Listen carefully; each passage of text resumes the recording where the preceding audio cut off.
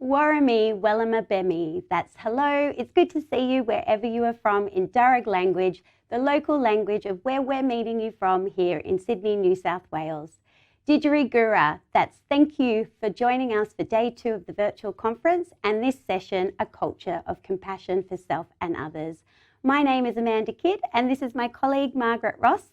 We're BU consultants at Early Childhood Australia. Hello, Margaret. How are you? Good, thanks, Amanda. How are you? Very good. Very happy to be here and with all of our attendees out there today. We also have a wonderful team of BU consultants behind the scenes who will be monitoring our chat box throughout the session. A big hello and thank you to Sammy Wilson, Sandy Clark and Kyle Ratcliffe. And also thank you to the Redback Studio team who are also helping behind the scenes. So we aim for our virtual conference to be an interactive space, so please feel free to use the chat box and to ask questions and share your thoughts. This will assist us in creating a space for sharing and learning with and from each other. I'd like to start off with an acknowledgement of country. I'd like to acknowledge the traditional custodians of the country across Australia that each one of us is meeting from. I pay my respects to elders past, present and emerging. I'd like to acknowledge that we're streaming live from the beautiful country of the Gadigal people of the Eora Nation and that I live on the country of the Darramaragal people, an area now commonly known as the Ku-ring-gai area.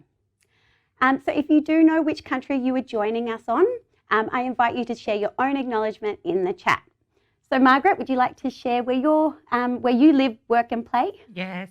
So I live in Dharawal country, so that's in southern Sydney. And I'm aware, Amanda, that all of us are on our own reconciliation journey and some of us may not be aware of the name of the country on which we're on. And you can find that out either by looking at your council website, but there's also this really great resource, which is the Map of Indigenous Australia. And that's available from the Australian Institute of Aboriginal and Torres Strait Islander Studies. And I think our lovely moderators may be popping a link to that map in the chat for you now. Yeah, I think you might be right. So before we take a deep dive into compassion, I think it's really important that we do a self-care message. So we are going to be talking about mental health during the session, so it is important to practice self-awareness and self-care. If at any time you need to step away from your device, please do so. And if you aren't feeling okay during or after this conversation, please have a yarn with someone and do what you need to do for your own self-care. So there, up on the screen, you will see some support numbers and they should be there in the chat box should you need them. So Margaret, would you like to give us a bit of an overview about BU? I'd love to, Amanda. Thank you. So BU is a national mental health initiative for educators. It is led by BU in partnership with Early Childhood Australia, and that's where Amanda and I are from, as well as Headspace. BU is completely free and it's available to every educator, every early learning service, every school throughout Australia. And that also includes, Amanda, the pre-service educators who are currently in training. So BU is a framework that empowers educators to support children and young people's social and emotional well-being, as well as their own mental health. It offers educators online professional learning, fact sheets, online events like today, and a multitude of other resources. And the BU consultants, such as Amanda and myself, we can guide you through using those resources, as well as connect you with other educator networks. So if you would like some more information about BU, I really encourage you to check out the website. And I think the moderators may be putting a link in the chat now. I think you might be right. So in this 2-day BU virtual conference, you'll hear from a range of experts, including educators on 2 key areas. So yesterday's theme, which was day 1, was educator wellbeing, and today is day 2, which is inclusion in learning communities. So you're currently at the culture of compassion for self and others, and there are other sessions following us today. So most of the sessions in this 2-day conference are aimed at a learning stage, so early learning, primary school or secondary school. So this specific session is relevant to early learning services. So I think we can sort of get into it, and I might give you all a bit of an outline of what we are going to be exploring during our session. So first of all, we will have a look at compassion and self-compassion. What are they? And then we'll take a closer look at the components of self-compassion and draw from the latest research. And then we'll perhaps talk about some of the strategies that can support self-compassion. So following that, we'll discuss how self-compassion is a protective factor for your own mental health and that of your learning community. So, Margaret, what is compassion? Oh, Amanda, isn't that a great question? Yeah, it is. Look, compassion can be a difficult concept to grasp. And certainly when we were looking into it, that's what we found. It was quite layered. But the word compassion comes from a Latin word, compati, which literally means to suffer together. It's an awareness of another person's suffering and a real desire then to relieve that suffering. So compassion is a natural tendency that a growing body of research is finding that people and actually animals are born with. So that's interesting. It actually is. I wasn't aware of that previously. But the acts of compassion, some of the research has shown, light up pleasure centres in our brain, and that indicates that people receive the same, if not more, pleasure from giving than they do from receiving. So the tendency then to feel another's pain and then to help alleviate it has also been linked to the evolution of mankind or humankind, as well as to the animal kingdom. So the research is really quite exciting here. And I was thinking about this a little bit more, Amanda, and you might be able to imagine that in an early community of people, that caring for young members, feeling the pain of somebody else being hungry may have induced compassion for somebody else to share their food, perhaps if somebody's sick, caring for them as well. And when you think about that a bit more, that would lead to that community flourishing rather than simply following a practice of, say, that survival of a fittest mode that we're probably more familiar with. Yeah, so like if we were to put this in, say, like an education and care context, we can actually see how educators practice compassion daily when they engage with children and families. So I guess an example that I'm thinking of for our attendees out there, I feel like they might be quite familiar with this one, would be when a child is feeling really sad in the morning when they're saying goodbye to their caregiver. So the educator might identify that the child is feeling really sad and they feel empathy towards that child, and they offer that child comfort. So they might go over and offer them a hug, so some touch therapy, and perhaps some sort of like soothing, supportive words. So, oh, I can see you're feeling really sad. I know it's really hard to say goodbye. I'll keep you safe until your caregiver comes back. It's a really good example, Amanda. Well done. I feel like it's a very common one. It's something we're all familiar with as educators.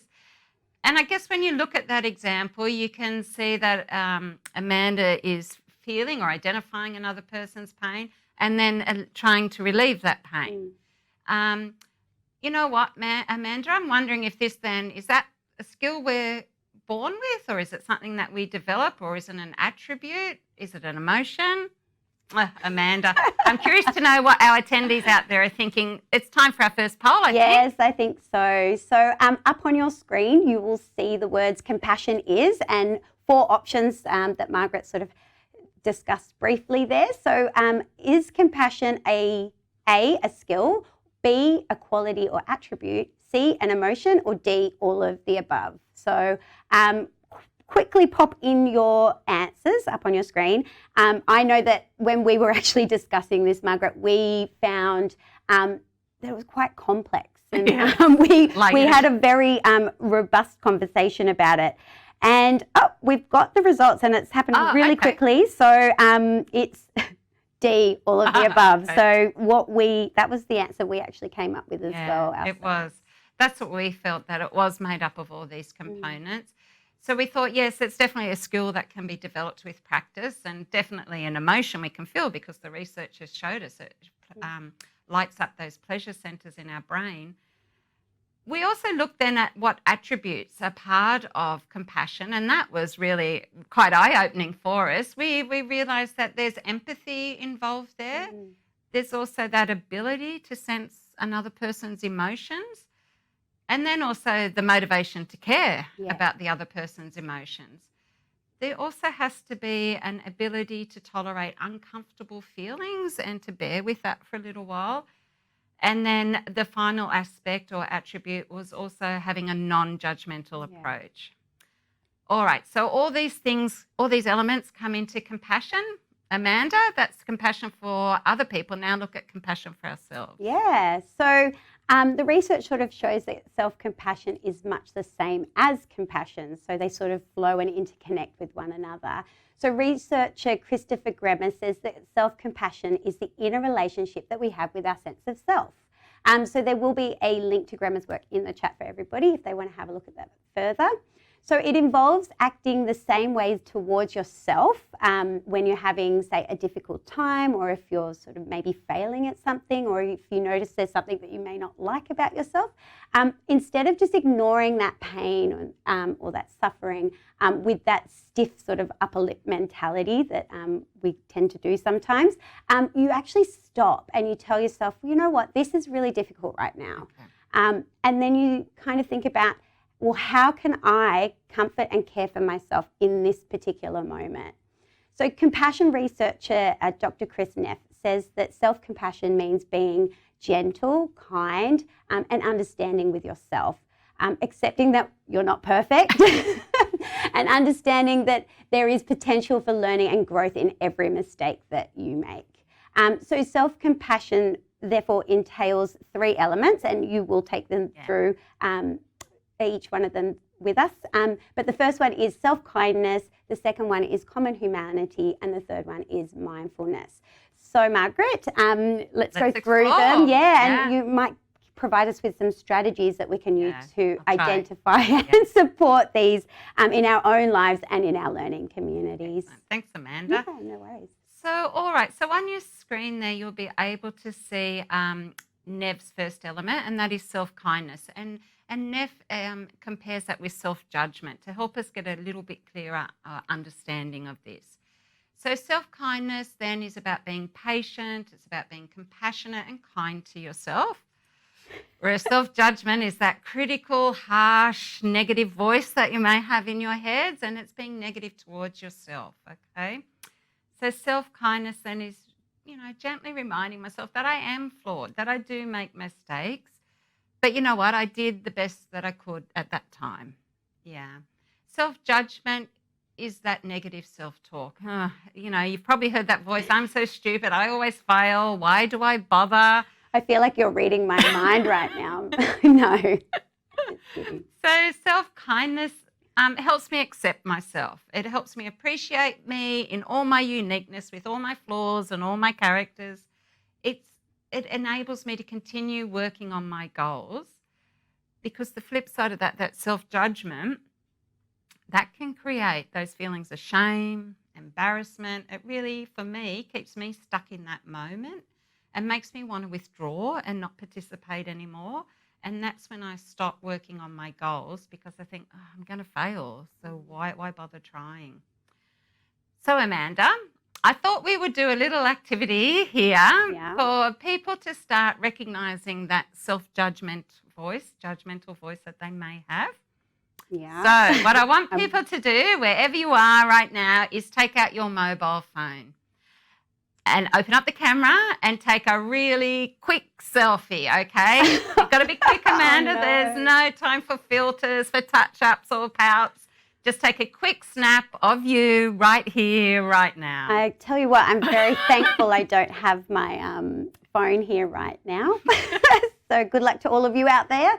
So what do you need to do? All right. So now that you've taken your photo, have a little look at that. And I want you to write down, or even just notice, what are your first thoughts? So Amanda, I did this at home, and my first thoughts were really quite critical. So some of the things that came up for me were, oh my goodness, Margaret, you're looking so old. You look really tired. You've got so many wrinkles. Oh, Margaret. You know what? I don't even think I need a photo to be thinking about all the self-critical words that come to mind, just even thinking about looking at a photo of myself. Yeah, I think we've all got that self-judgment, that voice in our heads that's judging us harshly. So that's what I was referring to earlier. All right, Amanda, now we're going to practice Self-kindness, I think we need okay? to. Yep. So having a look at your photo now, I want you to imagine that you're not speaking to the photo of yourself, but you're speaking to a loved one. So use the same thoughts, the same frame of mind that you would if that was a close friend or a colleague. What would you say to them?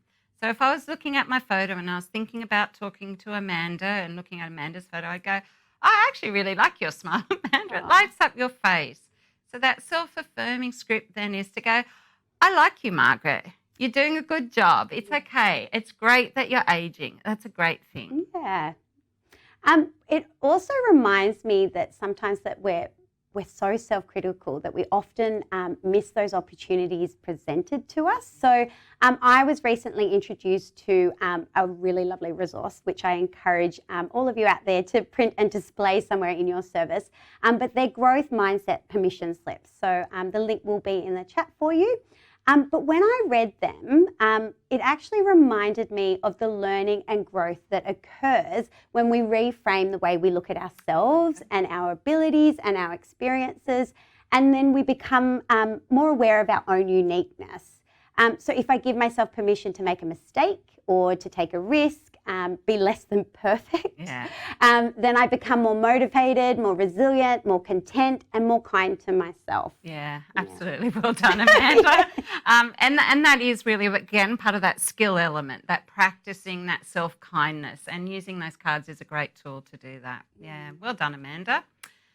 So now we look at the next element from Neff's work around self-compassion, and that is common humanity, and she compares that with isolation. So common humanity is recognizing that my emotions and experiences are also common to other people's. So to be a human means that while we are all unique and we all share a range of talents, strengths, emerging skills, traits, beliefs, characteristics, just the same as other people, we just all have these in different quantities. So to be human means that we feel, we share feelings of pain, of hurt, disappointment, loss, grief, happiness, joy, love. So to be human means that we and other people will at times struggle in our life. It's true. But when we get stuck in isolation, in that mode of thinking, that means that we're not really being open to or being aware that other people share these common thoughts and feelings as well. We sort of get stuck and we believe it's only happening to us. So actually, Amanda, I can think of a common humanity experience that is happening right here, right now, that everybody joining us today is sharing in. And that's our knowledge and passion for early childhood. That's the common humanity that we're sharing here. So our interest in learning, our joy of education and care. That's a good one. I know that on our next slide, we actually have a long list of priorities that educators face daily, which I'm sure many of our attendees will identify with. So I know I did when I was looking at them. But do you want to take us through the list? So I was thinking about that common humanity that we share as early childhood educators. And I was thinking, what's something that is tangible that we all would have had? And then I thought, look at that job description. So I've just popped onto the slide just a few of the duties that are required of an educator. I couldn't fit the whole list on, Amanda. It was just way too long. There was not enough room. I was going to say, I'm not surprised. But when I first became a room leader, I found it really hard to meet all these requirements that were expected as the role of a room leader. So, for example, when I was focusing on building warm relationships with the children and with the families, I often found that I didn't get my compliance task completed in the required time frame. You know, if I spent time finding that child's shoes, I didn't contribute to the packing away because I was spending so much time sorting through things trying to find those shoes. And I felt like I was letting my teammates down. I felt like I wasn't meeting all of my duties. And you know what, Amanda, I'm sure you have experiences like this, as well as all the educators joining us today, that in our efforts to fulfill all those requirements from that list, at times we get frustrated and dissatisfied that we're not being able to do it all well all of the time. And I know when I was feeling that way, I was actually in that isolation mode that Nev talks about, because I felt I was the only educator that this was happening to. But after some years, I got a position as a consultant, and the part of that role was to go out and to visit early childhood services. And I'd get to speak to educators in their work environment. And I began to notice, and actually became quite surprised, that just about every service and educator that I talked to had similar stories about not having enough time in the day. And that's when I thought, this is a common experience within early childhood.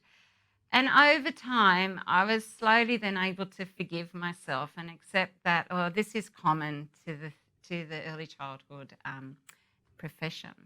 Yeah, do you know what, when you were talking and thinking back to that list, I actually had similar thoughts when I was in a director's role in a long day care service. I was very self-critical, and I often just thought it was because I just wasn't very good at that role. And, despite having all that support and a really great team around me, I too felt quite isolated. Yeah. And also having people sort of saying, well, it's lonely at the top didn't help with that either.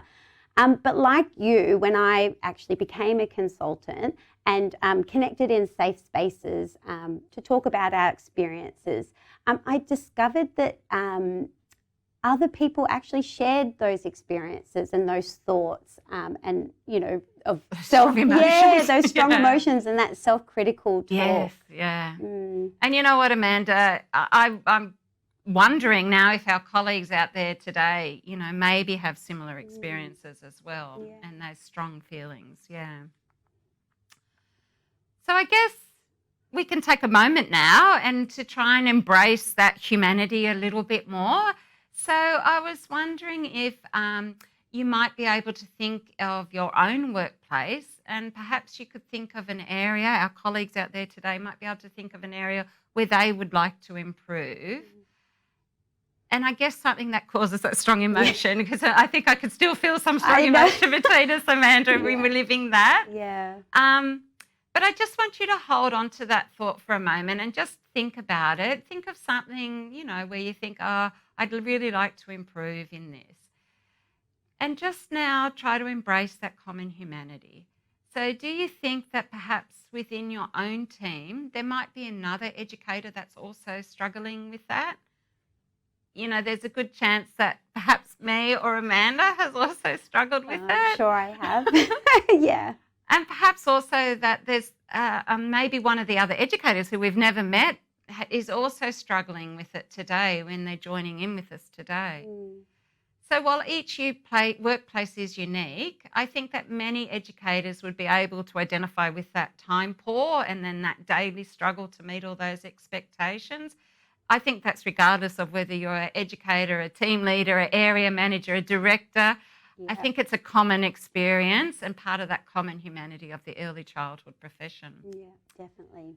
So within BU, I've noticed that there's this real strength within BU, and that is that there are all these opportunities created where educators, no matter what stage of their career, can jump online free of charge, Amanda, and join in conversations with other peers who are in similar situations. You can hear stories from colleagues across Australia, how they manage their work expectations, hear that their peers in other states are having similar struggles or opportunities to increase our understanding of that common humanity within early childhood. Yeah, Margaret, attending BU online events or connected communities is a really great strategy to support you to connect with others and sort of to understand that common humanity and recognise it.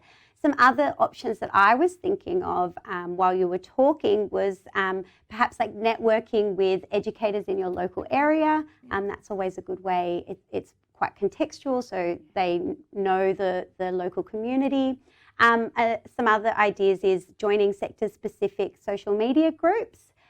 Or subscribing to sector-specific publications, so something like the Early Childhood Australia magazines and journals, or the online sort of getting from the sector. Yeah, so perhaps there's other ways that you out there connect with other early childhood professionals. Please feel free to share them in the chat. yeah, that might spark some ideas and interest with everybody else there. So we've looked at self-kindness and common humanity. So, Margaret, we've got one left. Would you like to take us through the last element, so mindfulness, please? Absolutely. Thanks, Amanda. So Nev compares mindfulness with over-identification. So they're the two ends. Mindfulness is where that real non-judgmental aspect needs to come in as well. And it's also being in that receptive state of mind, so a non-judgmental state of mind. And that state of mind allows me then to simply observe, identify and accept my thoughts and feelings and then let them pass.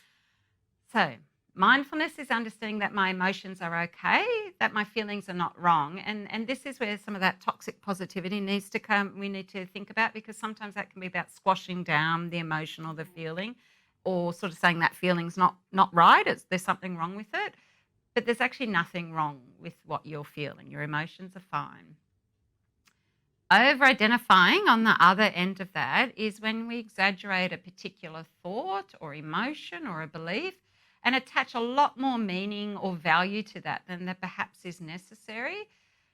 So I just want to think about this a little bit more, Amanda, and go back to that example of my day as a team leader or a room leader and not being able to meet all those expectations. So while I was reflecting on that day as an educator, I might really get stuck thinking about not meeting all those expectations. And that may then lead to that self-judgmental voice coming in, such as I didn't get everything done. Maybe this job's too much to me. Everybody else here seems to be able to get everything done, Amanda. You know, oh, maybe I'm a bad teacher. Maybe that's it. Maybe I'm going to lose my job. So you can see it sort of gets, wow. I feel like you're my conscience going on there. Yeah. So over-identifying aspect there and that self-judgmental voice. So over-identifying also then puts so much emphasis then, Amanda, on all those failings, all my flaws, that I actually fail to see the wide range of thoughts, experiences that I'd actually experienced that day. And I missed that I actually found that child's shoes, and I felt good about that. I know the child felt happy about that. And I'm sure the family. And absolutely. that's a win in my book. That's a win, a big win, I thought. And that made everybody happy. So I can miss over that. I can skip it. I might then also miss that, gee whiz, there were children actually engaged in really meaningful learning today, and that was because that I'd been able to co-create that environment. So when I'm over-identifying and increasing the significance of all my failings, that can also tend to cause me to experience some really strong negative emotions like blame, self-criticism, maybe shame, embarrassment.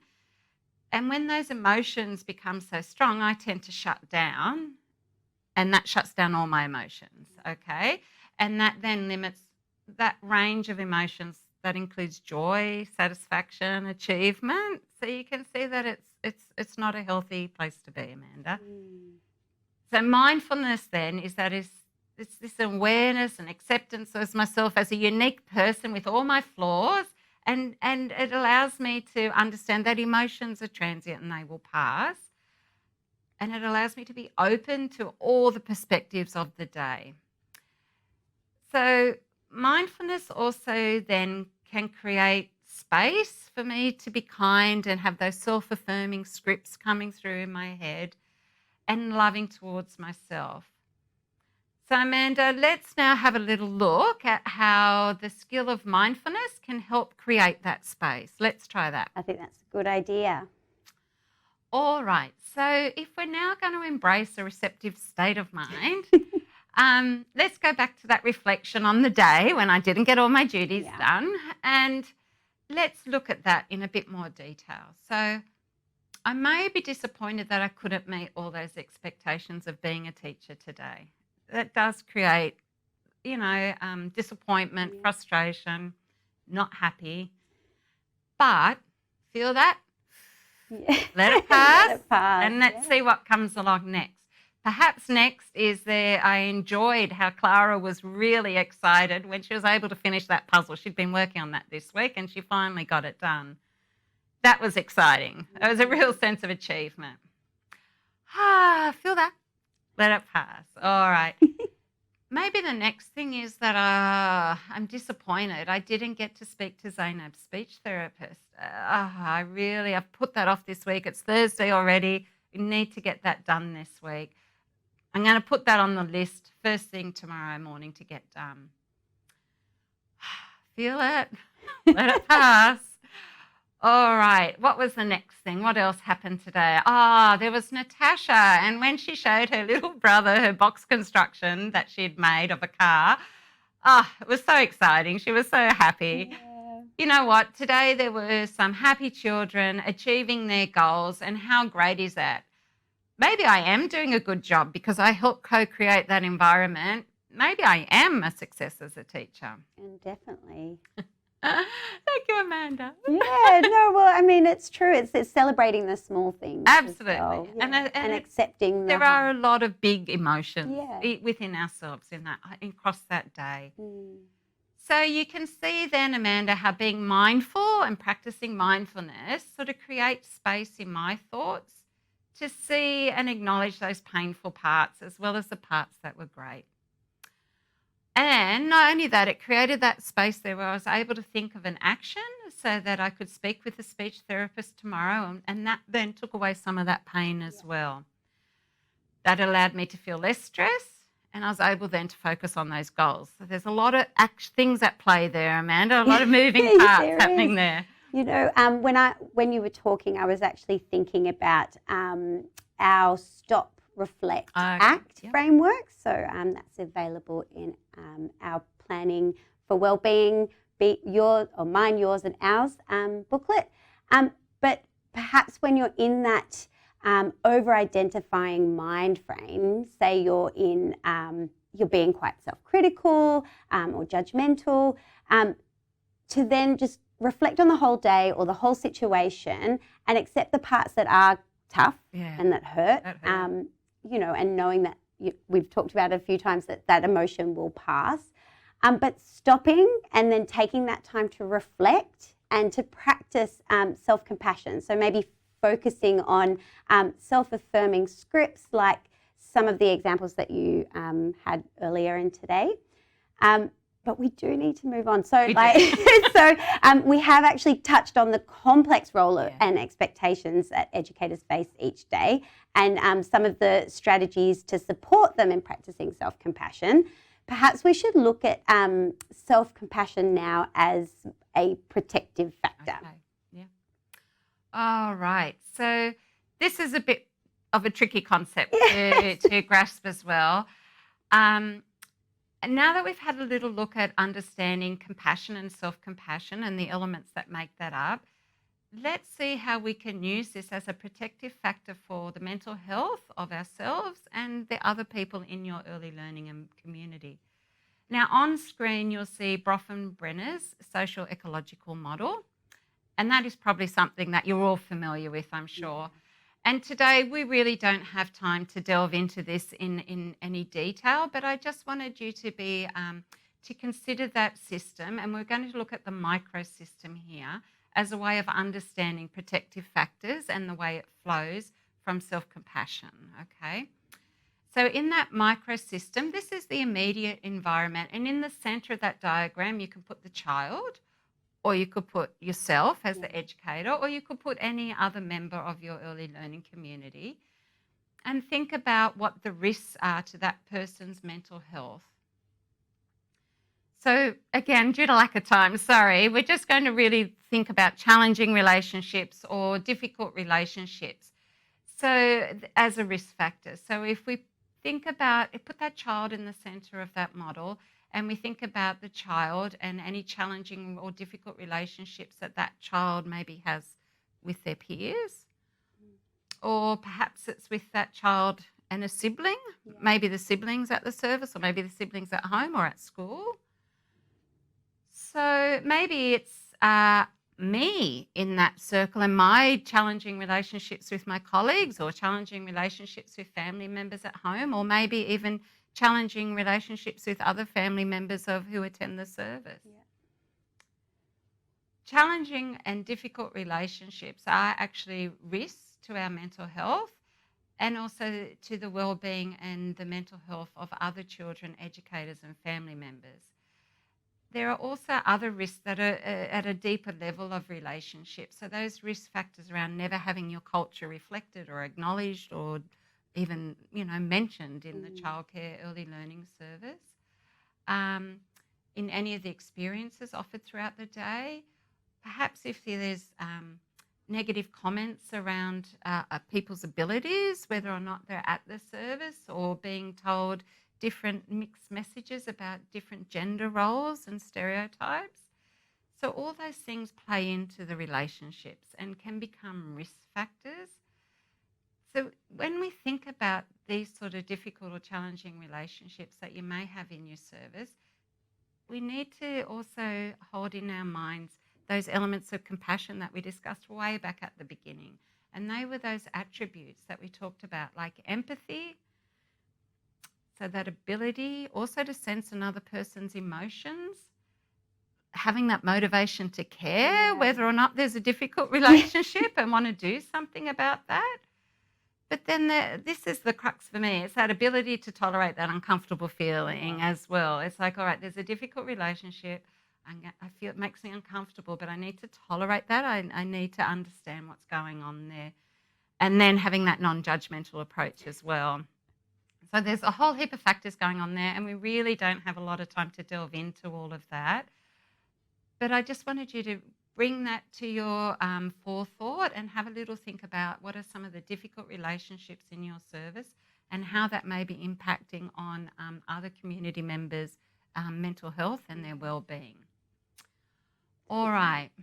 So research around self-compassion has told us that it actually decreases our stress levels, okay? It reduces our experiences of depression and anxiety, and by practicing self-compassion, it can really help us self-regulate. And there's a link to that in the chat box, to that research.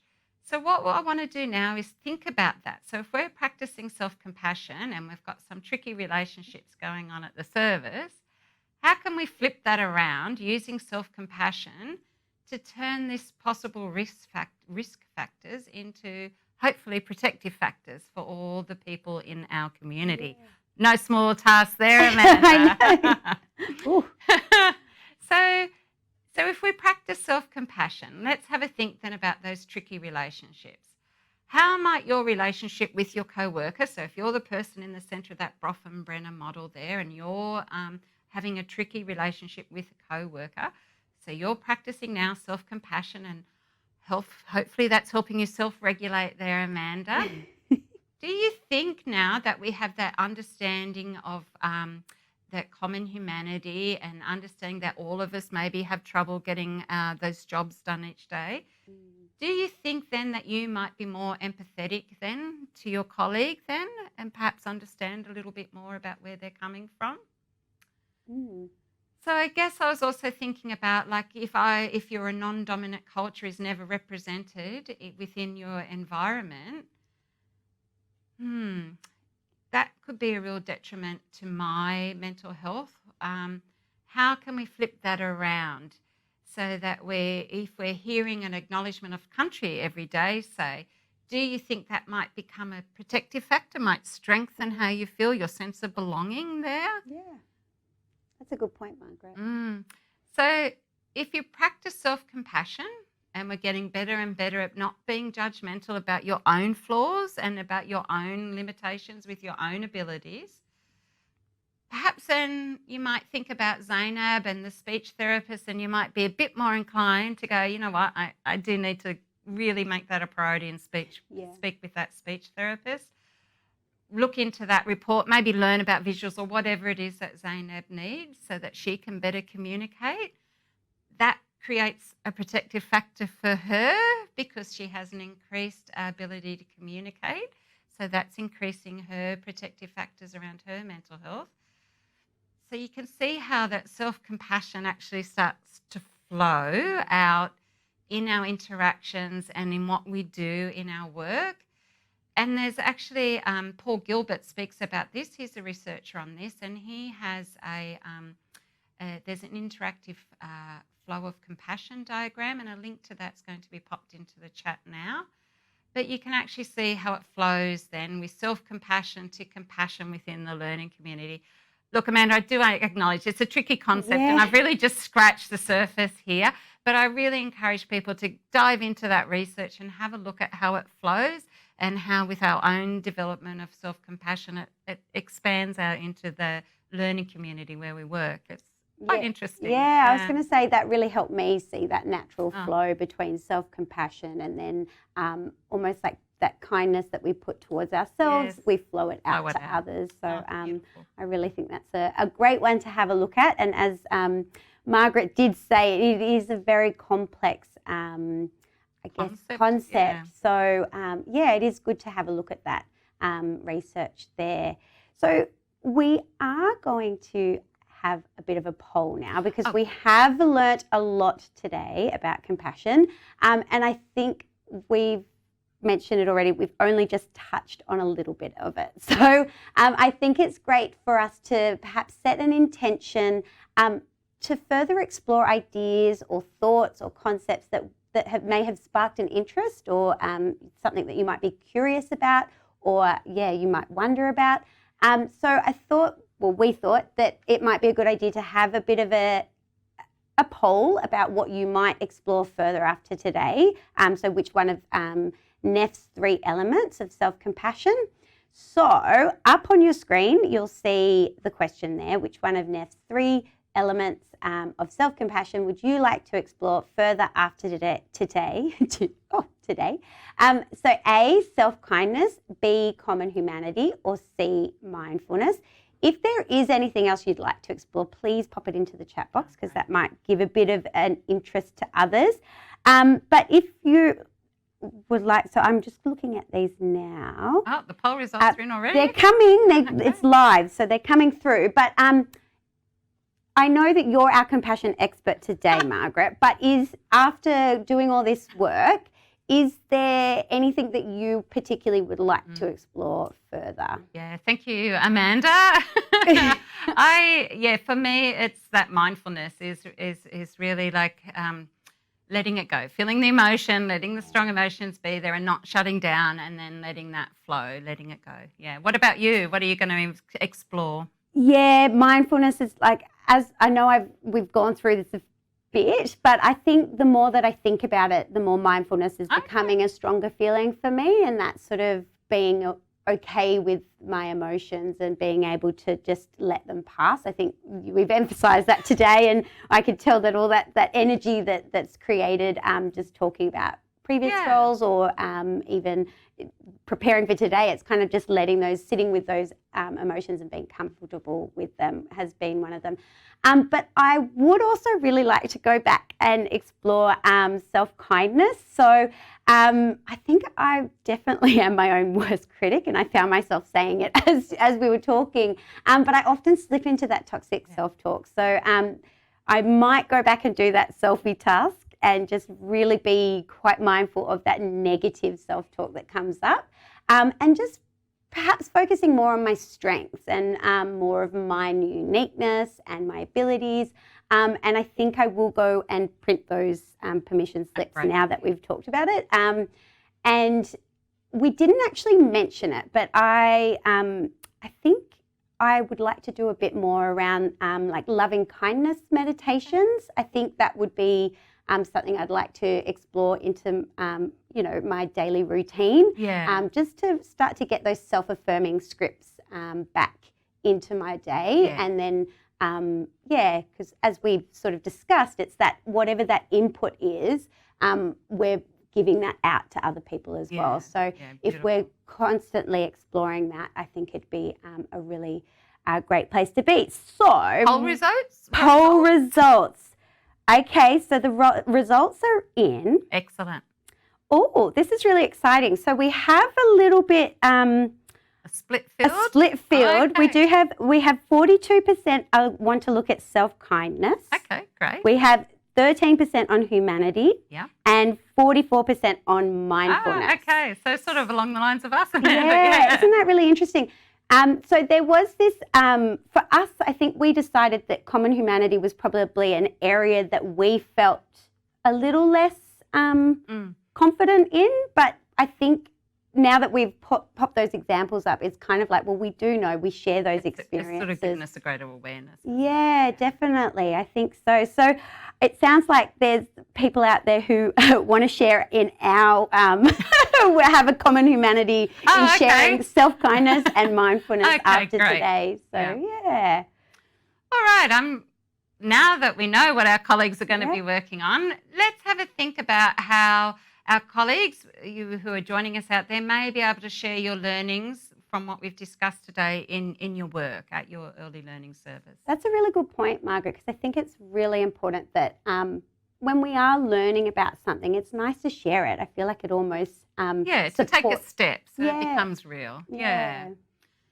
So I wonder, Amanda, what are people going to do? Are they going to embrace their uniqueness with all their failings as well as all their strengths and wonderful characters? Maybe. So we've heard that they will be practicing that skill of self-kindness. Yeah.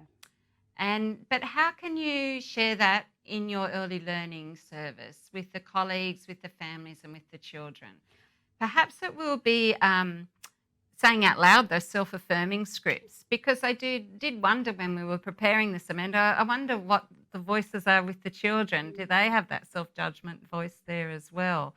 And what in our work can we do to help alleviate that? I was going to say that's actually a really good point. I wonder if you could do those self-affirming scripts in the classroom with the children as well, and maybe even create some in like a staff meeting with your colleagues as well, and perhaps like going into exploring strengths of your community, of yourself and then of your community. I think that's a really great one. I did actually have an educator join a online community who did talk about daily affirming scripts that they have with the children. And I was really amazed that this was such a complex, I guess, a complex idea, but they were actually using them with the children, and they came together as a team to recognise what the children or the community needed in that moment. And they actually went and created these self-affirming scripts, almost like a mantra, and they did it with the children each day. It was really nice. Yeah. And that's also one of the benefits of joining into one of the BU communities there, Amanda. You get great ideas. Exactly. You know, Amanda, there's also a self-compassion test, and I must admit, this is how I knew needed to work on mindfulness, because I did it. And you can find it online, and hopefully our moderators will pop that into the chat for you as well. But you can also take personality tests as well, because they better help understand yourself. And then you can work out where you might want to do some more work, which will then hopefully flow through to your work with children and other adults as well.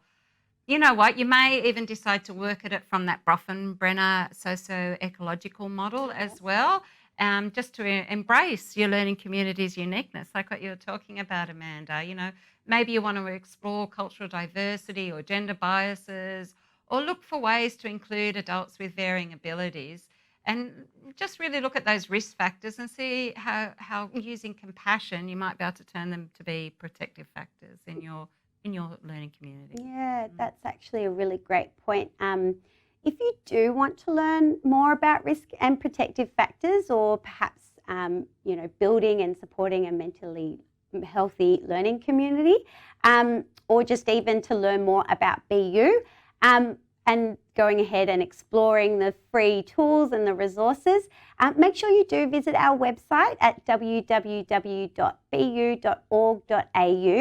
Here you'll be able to register your learning community to get connected with our team of consultants, and also to join those online learning communities and events. And so for the latest on BU news and upcoming events and activities, you can follow us on Facebook and on Twitter.